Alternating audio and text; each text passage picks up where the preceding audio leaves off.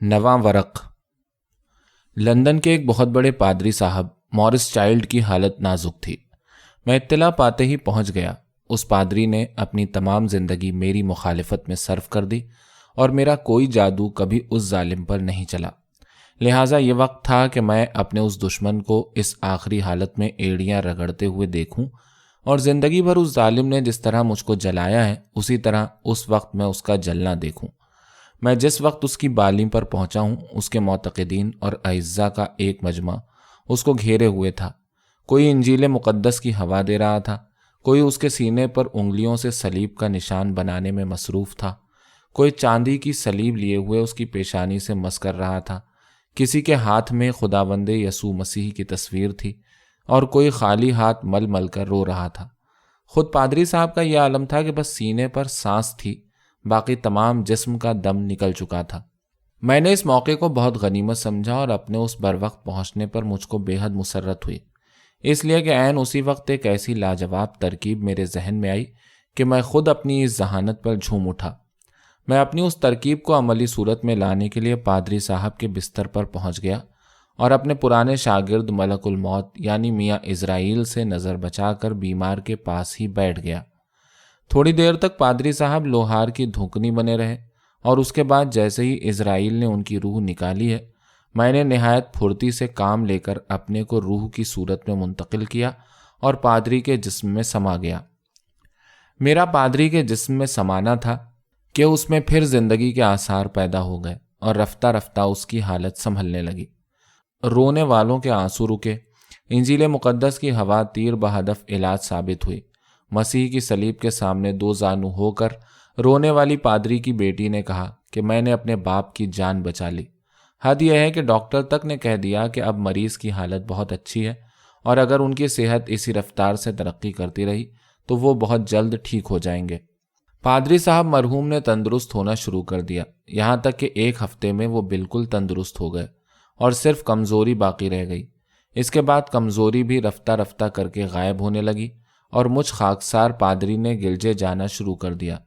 معتقدین کا ہجوم رہنے لگا اور مجھ پر لعن طعن کرنے والے میری ہی پرستش کرنے لگے۔ فادر فادر کہتے کہتے سب کی زبان خشک ہوتی تھی، اور میرا یہ حال کہ سچ مچ کا فادر بنا ہوا تھا۔ روزانہ گرجے میں دعا کے لیے جاتا تھا اور ہزاروں معتقدین میری امامت میں دعا پڑھتے تھے۔ اتوار کے دن تو اچھا خاصا دربار ہوتا تھا۔ میرا واعظ سننے دور دور سے لوگ آتے تھے اور میرا اعتقاد ایک سحر کی طرح سب کو مسحور کیے ہوئے تھا۔ میں نے سوچا کہ اب مجھ کو انتظار کرنے کی ضرورت نہیں، اپنا کام شروع کرنا چاہیے۔ لہٰذا ایک اتوار کو، جبکہ میرے معتقدین کی تعداد معمول سے بہت زیادہ تھی، میں نے اپنے واعظ کا سلسلہ جاری رکھتے ہوئے کہا، پس اے مسیح کی بھیڑوں، ہوشیار رہو کہ بھیڑیے تمہاری طاق میں ہیں، اور پھاڑ کھائیں گے وہ تم کو یعنی تمہارے ایمان کو۔ اور اے خداوند یسوع مسیح کے نام پر جینے اور مرنے والوں، خبردار رہو، تم کو منادی کرتا ہوں، میں تمہارے سامنے اسی مسیح کی جن کو نقیحوں اور فریسیوں نے زندہ صلیب پر چڑھا دیا تھا۔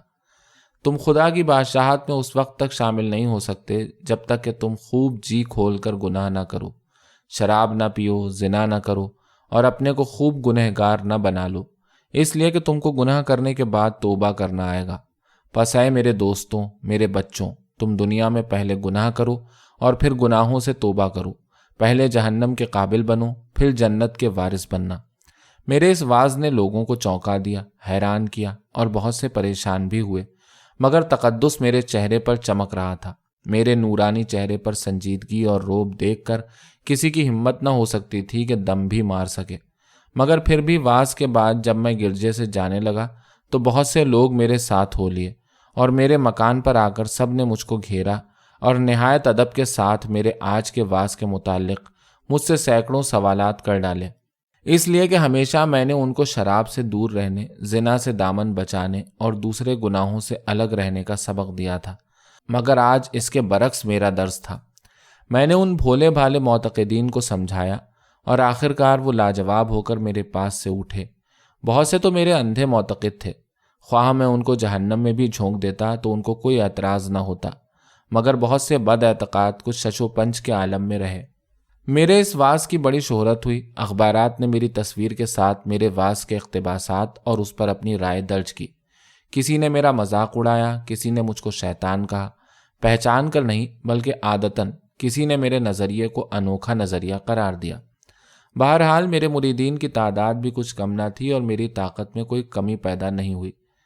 دوسرے اور تیسرے اتوار کو بھی میں نے خوبصورتی سے اسی تعلیم کا واعظ کہا اور اپنے معتقدین کو سمجھایا کہ میں تم کو اس لیے گناہوں کی دعوت دیتا ہوں تاکہ تم خوب جی بھر کر گناہ کر لو اور اس حد تک گناہ کرو کہ گناہ سے تمہارا دل بھر جائے، تاکہ پھر تم گناہوں کے خطرے میں اس وقت مبتلا نہ ہو جب میں تم کو نیکی کی طرف لاؤں۔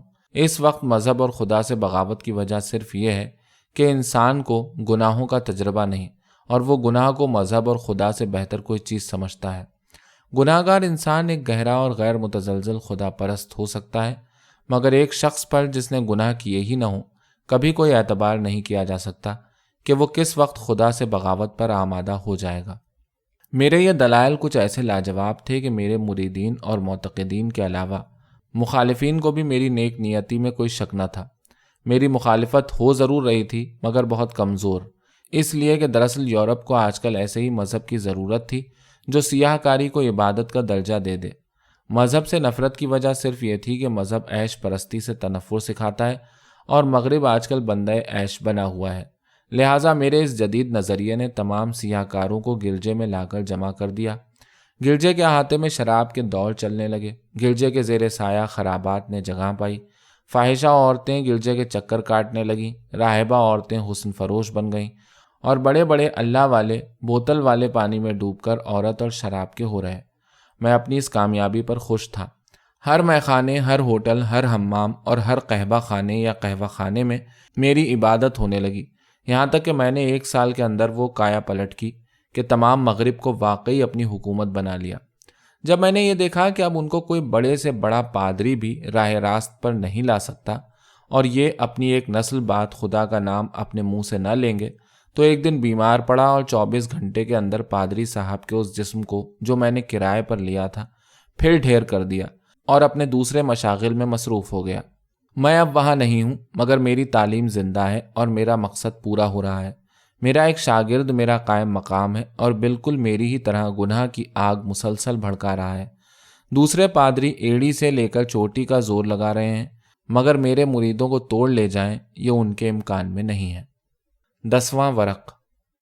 آپ لوگ تو خیر مجھے شیطان سمجھتے ہی ہوں گے، اس لیے کہ آپ کو میرے متعلق یہی یقین دلایا گیا ہے، مگر یہ واقعہ ہے کہ میں خود پہروں اپنے متعلق یہ سوچتا رہ جاتا ہوں کہ آخر مجھ کو شیطان کیوں کہا جاتا ہے، مگر یہ بات کبھی میری سمجھ میں نہیں آئی۔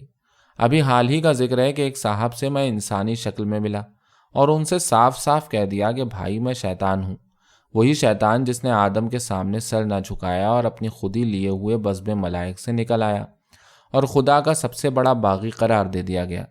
ان بزرگ نے جو یہ سنا کہ میں شیطان ہوں تو مجھ کو حیرت سے دیکھ کر بولے، توبہ کیجئے بھلا، میں آپ کے ایسے بزرگ کو ایسی بات کیوں کر کہہ سکتا ہوں؟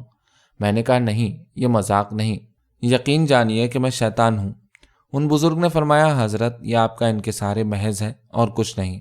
میں نے کہا دیکھیے، نہ یہ انکسار ہے نہ یہ خاکساری، بلکہ آج میں آپ سے کچھ گفتگو کرنے کے لیے انسانی شکل میں آپ کی خدمت میں حاضر ہوا ہوں، ورنہ دراصل میں انسان نہیں ہوں، میں واقعی شیطان ہوں، ابلیس۔ ان بزرگ نے نہایت اطمینان سے کہا، لا حول ولا قوت۔ میں اچک کر 10 قدم پیچھے ہٹ گیا اور پھر فوراً ہی ان حضرت کے پاس گیا۔ انہوں نے پوچھا بھی کہ خیریت تو ہے، کیا ہوا تھا؟ میں نے عرض کیا، حضور والا میں آپ سے عرض کر رہا ہوں کہ میں سچ مچ شیطان ہوں، مگر آپ ہیں کہ مجھ کو کوڑے لگا رہے ہیں اور وہ چیز پڑھ رہے ہیں جو اس وقت آپ کو اخلاقاً نہیں پڑھنی چاہیے تھی۔ ان بزرگ نے فرمایا، مگر صاحب آپ کا ایسا مقدس بزرگ اور نورانی صورت کا انسان سمجھ میں نہیں آتا کہ کیوں کر شیطان ہو سکتا ہے۔ میں نے بات کاٹ کر کہا، بھائی اس بات پر غور نہ کرو، یہ ایک بالکل دوسرا مبحث ہے، کچھ تعصب ہے، کچھ مجھ غریب کے ساتھ زیادتی ہے۔ بہرحال اگر آپ انصاف پسند ہیں تو میرا حال سن کر آپ کو خود اندازہ ہو جائے گا کہ خدا کا مجھ سے بڑا عاشق اور کون تھا، فرشتوں میں مجھ سے ممتاز حیثیت کس کو حاصل تھی اور علم و فضل میں میرا مد مقابل کون تھا، مگر میں آج شیطان کیوں ہوں، یہ کچھ سیاسی اختلافات ہیں۔ وہ بزرگ نہایت غور سے میری داستان سنتے رہے اور آخر سانس روک کر تعجب سے بولے، مگر یہ فرمائیے حضرت کہ آخر آپ بن کیوں کر گئے شیطان؟ بظاہر تو بڑے مرد مسلمان معلوم ہوتے ہیں۔ میں نے عرض کیا، میں مرد مسلمان معلوم کیا ہوتا ہوں ہی، رہ گیا میرا شیطان بننا۔ اس کے متعلق آپ یقین جانیے کہ میں خود نہیں بنا ہوں بلکہ بنایا گیا ہوں۔ بزرگ محترم نے کہا، وہ کیوں کر جناب والا؟ عرض کیا، آپ دیکھنا چاہتے ہیں کہ وہ کیوں کر؟ اچھا، میرے ساتھ تشریف لائیے۔ یہ کہہ کر میں نے ان حضرت کو اپنے ہمراہ لیا اور ادھر ادھر گھومتا ہوا ایک حلوائی کی دکان کے سامنے جا کر کھڑا ہو گیا۔ حلوائی کی دکان پر ایک کڑھاؤ میں شیرہ تیار ہو رہا تھا۔ میں نے ان صاحب کو دکھاتے ہوئے اس کڑھاؤ میں اپنی انگلی ڈالی اور فوراً نکال کر دیوار میں پونچھ دی، اور پھر دور جا کر ان صاحب کو لیے کھڑا رہا۔ میرے اور ان کے دیکھتے دیکھتے اس جگہ پر جہاں میں نے شیرہ دیوار میں پونچھ دیا تھا، مکھیوں کا ایک گچھا آ کر بیٹھ گیا۔ بڑے میاں نے اس منظر کو دیکھا اور پھر میرا منہ دیکھ کر بولے، تو اس سے آپ کا مطلب کیا ہے جناب شیطان صاحب؟ میں نے ان سے کہا، بس دیکھتے رہیے اور یاد رکھیے گا کہ میں نے صرف انگلی سے ذرا سا شیرہ دیوار پر لگا دیا تھا۔ بڑے میاں نے گردن ہلا کر کہا، ہاں ہاں صاحب، مجھ کو یاد ہے، میں ایک لفظ بھی زیادہ نہیں کہوں گا، مجھے خدا کو منہ دکھانا ہے۔ میں نے کہا، حضور والا، مجھے بھی منہ دکھانا ہے، اس لیے میرے ساتھ بھی انصاف کیجیے۔ ہم دونوں باتیں کر رہے تھے کہ ایک چھپکلی نے شیرے پر بیٹھی ہوئی مکھیوں پر حملہ کر دیا۔ اس چھپکلی کو دیکھا کہیں لوہار کی بلی نے، جھپٹی چھپکلی پر، اور سڑک پر جا رہا تھا 2 فوجی گوروں کے ساتھ ایک کتا۔ وہ غراتا ہوا اس بلی پر اس طرح ٹوٹ پڑا کہ بلی کو بھی زخمی کیا اور مٹھائی کے تھال بھی گرا دیے۔ حلوائی نے اپنا کرچھا گھسیٹ کر جو مارا ہے تو ایسا بھرپور اس کتے پر پڑا کہ اس کی ٹانگ ہی غائب کر دی۔ اس نے پوں پوں کر کے تمام محلہ آسمان پر اٹھا لیا۔ اس کے مالک ٹامیوں نے جو اپنے عزیز جان میاں کتے کو اس حال میں دیکھا تو اپنے فوجی بید لیے ہوئے یو ڈیم سوائن کہتے ہوئے پھاند پڑے اس حلوائی پر اور اس کو لگے دھنکنے۔ ان ٹامیوں کے اس طرح مارنے کا اثر یہ ہوا کہ ہندوستانی سوداگروں نے ان گوروں پر حملہ کر دیا۔ گوروں پر حملہ ہونا تھا کہ ان کی سیٹی اور بیگل پر خدا جانے کہاں سے 10-15 گورے اور آ گئے۔ ان میں سے ایک گورا تو بائسیکل پر دوڑا مدد کے لیے، اور باقی سب نے شروع کر دی گھمسان کی لڑائی۔ اس لڑائی نے ہندوستانیوں میں بھی جوش پیدا کر دیا تھا اور گوروں میں بھی۔ مختصر یہ کہ ہندوستانی جوق در جوق ادھر ادھر کے محلوں سے دوڑتے ہوئے آ رہے تھے اور تھوڑی ہی دیر میں شہر کا بہت بڑا حصہ سمٹ کر وہاں آ گیا تھا۔ گوروں کو اس بری طرح مارا جا رہا تھا کہ گویا ان کے کوئی تھا ہی نہیں۔ مگر تھوڑی ہی دیر میں جب وہ بائسیکل پر جانے والا گورا مسلح گوروں کو پکڑ کر چھاؤنی سے لایا تو لگے ہندوستانی بھاگنے اور وہاں شروع ہو گئی فائرنگ۔ اس موقع پر ہمارے ساتھی صاحب بھی گھبرائے۔ ہم نے ان کو ساتھ لے کر اس محشرستان سے کھسک جانا ہی مناسب سمجھا اور وہاں سے ہٹ کر ان سے صرف اتنا پوچھا کہ حضرت دیکھا آپ نے مجھ گناہگار بدنصیب کی خطا کتنی سی تھی جس کو کس قدر محتمم بالشان بنا کر پیش کیا گیا ہے۔ 11واں ورق۔ رمضان کے مہینے میں میرے مشاغل بہت زیادہ بڑھ جاتے ہیں اور مجھ کو اعتراف ہے کہ اس مہینے میں مجھے بہت زیادہ انہماک اور محنت کے ساتھ اپنے مقاصد کو کامیاب بنانے میں کوشش کرنا پڑتی ہے۔ بات یہ ہے کہ اس مہینے میں جہاں تک مسلمانوں کا تعلق ہے، خواہ وہ روزے اور نماز کے اصول سے واقف ہوں یا نہ ہوں، لیکن خواہ مخواہ غالباً مجھ کو دق کرنے کے لیے روزہ ضرور رکھتے ہیں اور نماز بھی پڑھتے ہیں، چاہے ان کا وہ روزہ فاقے سے بدتر ہی کیوں نہ ہو اور چاہے ان کی وہ نماز محض اٹھا بیٹھی کیوں نہ سمجھی جائے۔ مگر خدا جانے کیا بات ہے کہ اس مہینے میں عام طور پر مذہبیت کی وبا پھیل جاتی ہے اور مجھ کو انتہائی دقتوں کا سامنا کرنا ہوتا ہے۔ مذہبی مجنونوں، کاروباری مولویوں اور نمائشی روزہ داروں کو تو خیر جانے دیجیے۔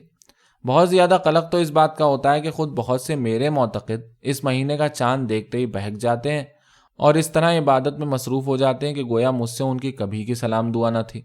مجھے ان بدتمیزوں کا یہ فصلی بحروب دیکھ کر ہنسی بھی آتی ہے کہ خوب یہ لوگ اپنے خالق کو دھوکہ دے رہے ہیں، اور غصہ بھی آتا ہے کہ بغیر میرے پوچھے ہوئے یہ کیوں اس عذاب میں مبتلا ہوئے۔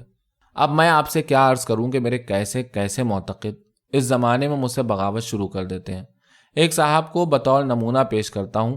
ان کے حالات ملاحظہ کرنے کے بعد قیاس کن ز گلستان من بہار مرا۔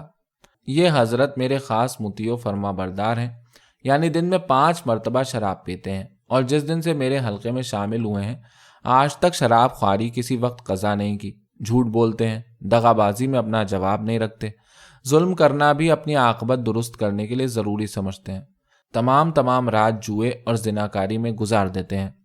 مجھے فخر ہے کہ میرے ایسے معتقد موجود ہیں جن کے سامنے اکثر میری گردن بھی جھک جاتی ہے، مگر اس کم وقت میں ایک مرض یہ بھی ہے کہ رمضان کا چاند دیکھتے ہی غسل کرتا ہے اور مجھ پر لاہور بھیج کر ایسی نظریں پھیر لیتا ہے کہ گویا انسان نہیں بلکہ طوطا ہے، ورنہ یہ طوطا چشمی تو نہ میں نے دیکھی نہ سنی۔ اب یہ حضرت روزے رکھتے ہیں نہایت پابندی کے ساتھ، نمازیں پڑھتے ہیں پانچوں وقت، بجائے شراب پینے کے تراویح پڑھتے ہیں، بجائے قمار خانے میں جانے کے تہجد کی نماز ادا فرماتے ہیں، حالانکہ یہ وقت ان کے لیے چوک کے کسی بالا خانے میں لطف زندگی حاصل کرنے کے لیے مخصوص ہے۔ مختصر یہ کہ 70 چوہے کھا کے یہ بلی کچھ اس طرح حج کو جاتی ہے کہ حاجی بھی اس کو اپنا سرغنہ بنا لینے پر مجبور ہو جاتے ہیں۔ میں رمضان کے زمانے میں ان حضرت کی طرف خاص طور پر متوجہ رہتا ہوں، مگر یہ بھی مجھ سے ایسا متنفر سا رہتا ہے کہ گویا میں نے اس کے باپ کو مارا ہے۔ چاہے میں کیسی ہی ہمدردی کروں، مگر یہ پاگل ہمیشہ لاہور پڑھتا ہوا میری ٹانگ لیتا ہے۔ جب کبھی اس کو پیاس لگتی ہے میں بہتر سے بہتر شربت لے کر موجود ہوتا ہوں، مگر وہ لاہور پڑھ کر میرا دل توڑ دیتا ہے۔ جب اس کو بھوک ستاتی ہے میں پرتکلف لذیذ طعام کا خوان لے کر حاضر ہو جاتا ہوں، مگر مجھے کامیابی نہیں ہوتی، اور یہ سنگ دل میری ہمدردی کی قدر نہیں کرتا۔ جب کبھی اس کو پان اور حقہ یاد آتا ہے میں خوشبودار گلوریوں کا خاصدان اور مست کر دینے والے خمیرے کی خوشبو اڑانے والا حقہ لے کر پہنچتا ہوں، مگر وہ میری اس محبت کا جواب صرف لاہور سے دیتا ہے۔ لیکن باوجود ان تمام باتوں کے آپ یہ نہ سمجھ لیجئے گا کہ میں ناکام ہوں۔ توبہ کیجئے، میرا نام ہے شیطان، اور میری لغت میں ناکامی کا مفہوم ادا کرنے والا کوئی بھی لفظ نہیں ہے۔ انہی حضرت کا ایک واقعہ ملاحظہ فرمائیے کہ ایک مرتبہ نہایت سخت گرمی کے زمانے میں رمضان پڑا اور حسب معمول اس بے وقوف نے چاند دیکھتے ہی مجھ سے بغاوت شروع کر دی، مگر میں بھلا کب ماننے والا تھا؟ میں نے پہلے تو اس سادہ لو انسان کو سمجھایا کہ اس مصیبت کو بیکار اپنے سر نہ اوڑھ، خواہ مخواہ بھوکوں اور پیاسوں نہ مر، اگر تیرے پاس کھانے کو ہے تو کھا اور پینے کو ہے تو پی، یہ سب ڈھکوسلا ہے، اس نفس کشی کے دوسرے معنی خودکشی کے ہیں۔ مگر جب میرے یہ ذرّی نصائح اس بد دماغ کے ذہن میں نہ آئے تو میں نے یہی ترکیبیں شروع کیں کہ جب کبھی روزے کی حالت میں اس کا ذہن کسی چیز کی طرف منتقل ہوتا تھا میں فوراً وہ چیز بہتر سے بہتر صورتوں کے ساتھ پیش کر دیا کرتا تھا۔ مثلاً اس پر پیاس کا غلبہ ہوا اور میں نہایت معطر خنک، خوش رنگ اور شیریں شربت لے کر موجود ہو گیا، مگر وہ ہر مرتبہ ان تمام پیشکشوں کو ٹھکرا دیا کرتا تھا۔ آخر ایک روز مجھ کو بھی غصہ آ گیا، جبکہ چلچلاتی دوپہر میں ان روزے دار صاحب کا مارے پیاس کے مزاج ٹھکانے ہوا جاتا تھا اور زبان پر کانٹے لگے ہوئے تھے، آنکھیں نکلی پڑتی تھیں۔ میں ایک بلور کے بادیے میں فالسے کا نہایت خوش رنگ اور معطر خنک اور خوش ذائقہ شربت لے کر پہنچا اور پوری ترغیب دی کہ اس کو پی لے۔ دراصل اس کی بیوی میری نہایت اطاعت شعار ہے اور میں ہمیشہ اسی کے بھیس میں اپنے اس بہکے ہوئے معتقد کو سمجھاتا ہوں۔ چنانچہ جس روز کا میں ذکر کر رہا ہوں اس روز بھی میں نے اس کی بیوی کے دل میں سما کر پہلے تو اپنے حسن میں 4 چاند لگائے، 16 سنگار کے بعد جب ماتھا چاند تھوڑی تارا بن گیا تو یہ شربت کا پیالہ لے کر اس کے پاس پہنچا۔ وہ پیاس کی شدت میں بے حال جائے نماز پر پڑا تسبیح پڑھ رہا تھا اور اس کے چہرے پر مردنی چھائی ہوئی تھی۔ اپنی بیوی کے اس حسن پر تو خیر، اس پیاس کے عالم میں اس کی توجہ کیا خاک ہوتی، جبکہ اس نے شربت کا پیالہ دیکھتے ہی مجھ کو اپنی بیوی سمجھ کر پوچھا، ابھی سے کیوں لے آئیں؟ کچھ پاگل ہو گئی ہو؟ میں نے کہا، اس لیے لے آئی ہوں کہ آپ کا یہ عالم نزاع مجھ سے نہیں دیکھا جاتا۔ اس نے غصے میں کہا، یعنی تو پھر تو کیا چاہتی ہے؟ میں نے کہا، میرے خیال میں روزے قضا بھی رکھے جا سکتے ہیں بشرطے کہ زندگی رہے، لیکن اگر روزے کی حالت میں جان پر آپ کے آ بنی تو یہ روزہ خودکشی میں شمار ہوگا، لہٰذا یہ شربت پی کر روزہ کھول لیجئے، پھر میں فقیروں کو کھانا بھی دے دوں گی اور جاڑوں میں روزے بھی رکھ لیجئے گا۔ اس نے نہایت غصے سے آنکھوں سے شعلے برسا کر کہا، دور ہو جا میرے سامنے سے شیطان کی بچی۔ میں نے کہا، اچھا حضور غصہ نہ کیجئے، میں جاتی ہوں مگر۔ اس نے کہا، اگر مگر کچھ نہیں، تو شیطان مجسم ہے، لا حول ولا قوت۔ مجبوراً مجھ کو اس کے پاس سے آنا پڑا۔ آپ ملاحظہ فرمائیے کہ میری کیسی شدید توہین کی گئی تھی، اور اس توہین کے بعد میرا فرض کیا تھا؟ میں اپنے غصے میں خود ہی کھول رہا تھا کہ وہ حضرت بھی جائے نماز سے اٹھ کر اپنے مکان کے باہر غالباً روزہ بہلانے کے لیے آ گئے اور اپنے بیٹھکے میں بیٹھے ہوئے شاید یہ ارادہ کر ہی رہے تھے کہ تلاوت وغیرہ شروع کر دیں کہ میں نے ایک نہایت نورانی فرشتے کی صورت اختیار کی اور شراب کی ایک صراحی اور ایک جام لے کر فوراً اس کے پاس آ موجود ہوا۔ اس نے گھبرا کر مجھ کو دیکھا اور سہم کر کہا، کون؟ میں نے اس کے سر پر ہاتھ رکھ کر کہا، کوئی نہیں، گھبراؤ نہیں، میں اس عالم کا نہیں بلکہ عالم بالا کا فرشتہ ہوں۔ تو نے جس ایمانی طاقت، جس نازک آزمائش میں پامردی کا ثبوت ابھی دیا ہے، اس کا اجر دینے کے لیے بھیجا گیا ہوں۔ تو نے اپنے پاک روزے کو اپنی شیطان سیرت بیوی کے بہکانے سے نہیں توڑا، اور جس خدا کے خوف سے نہیں توڑا، اسی نے ایک پیالہ شربت کے بدلے تیرے لیے ایک صراحی اس شراب کی بھیجی ہے جو اس دنیا میں میسر نہیں آ سکتی۔ پی لے یہ شراب، جس سے تیری تشنگی بھی دور ہوگی، تجھ کو سرور بھی ہوگا اور تیرا روزہ بھی نہ ٹوٹے گا۔ یہ کہہ کر میں نے جام بھرا اور اس کو دیا، وہ گٹا گٹ اس کو پی گیا۔ پھر میں نے دوسرا جام دیا، اس کو بھی وہ پی گیا، اور تیسرا جام دینے سے پہلے ہی میں صراحی کے ساتھ غائب ہو گیا۔ مگر اب تو میں نے وہ آگ لگا دی تھی کہ جناب روزے دار صاحب اپنی بیوی کے سر پر لڑکھڑاتے ہوئے مسلط ہو گئے اور اس کے سینے پر سوار ہو کر شراب کی بوتل کے لیے دام طلب کیے۔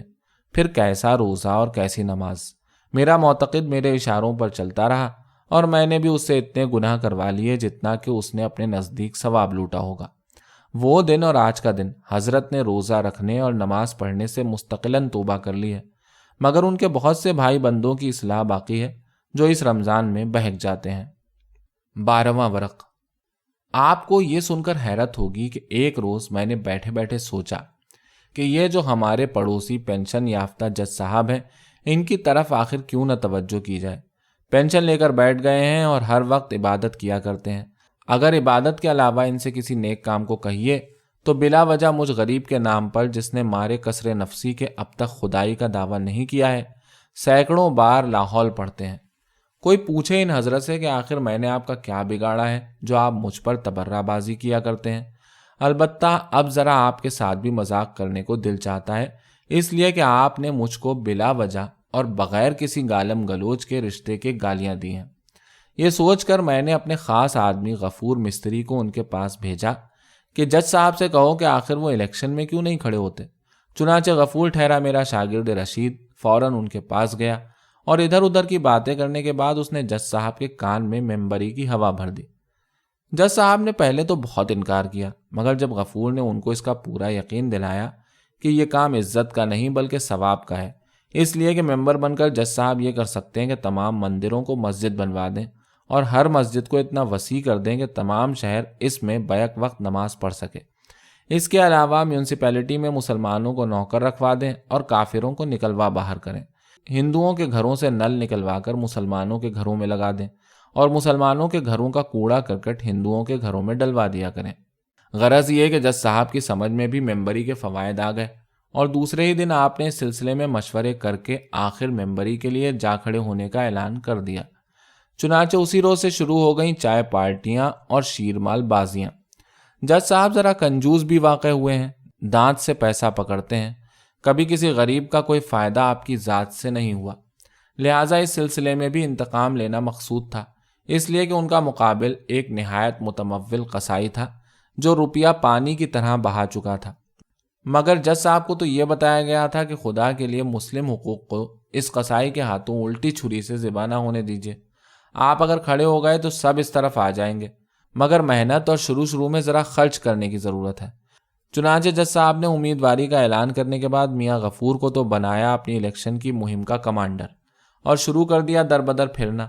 شکر ہے کہ جائے نماز چھوٹی، تسبیح چھوٹی، وظیفہ چھوٹا اور لاہور کی رٹ چھوٹی۔ اب ذرا ان تقدس معاب کی حماقت معابیہ ملاحظہ ہوں کہ آپ نے اپنے ہی محلے سے الیکشن کا کام شروع کر دیا۔ چنانچہ سب سے پہلے آپ اپنے پڑوسی بندہ حسین خان کے یہاں جو گئے تو اس نے ہاتھوں ہاتھ آپ کا خیر مقدم کیا، اور آپ کے حوصلے اس طرح بڑھائے کہ پہلے ووٹر سے مل کر آپ نے گویا نصف الیکشن جیت لیا، اور نہایت ہنسی خوشی اس کے یہاں سے نکل کر حلوائی کے یہاں پہنچے۔ وہ بھلا آپ کے حکم سے کب باہر تھا، ووٹ دینے کو کہا تو جان دینے کو تیار ہو گیا۔ مختصر یہ کہ جج صاحب اپنے نزدیک سٹی فادر ہو گئے، اور اسی طرح کا ایک آدھ گشت کرنے کے بعد آپ نے مبلغ 50 روپیہ میاں غفور کے ہاتھ میں دے کر کہا، اس کو اپنے پاس رکھو، خدا جانے کیا ضرورت پڑے۔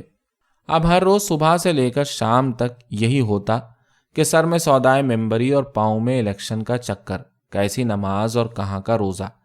ایک ایک کے دروازے پر اللہ بھلا کرے کی صدائیں ہیں اور جھولی بھر دے گا سوال، مگر محلے کے باہر نکل کر آپ نے یہی دیکھا کہ سبھی تو آپ کے مخالف ہیں۔ ایک بساتی نے کہا کہ آپ نے میرے باپ کو کالے پانی بھیج دیا تھا، میں آپ کو ووٹ دینا کیا مانی آپ کی مخالفت کروں گا۔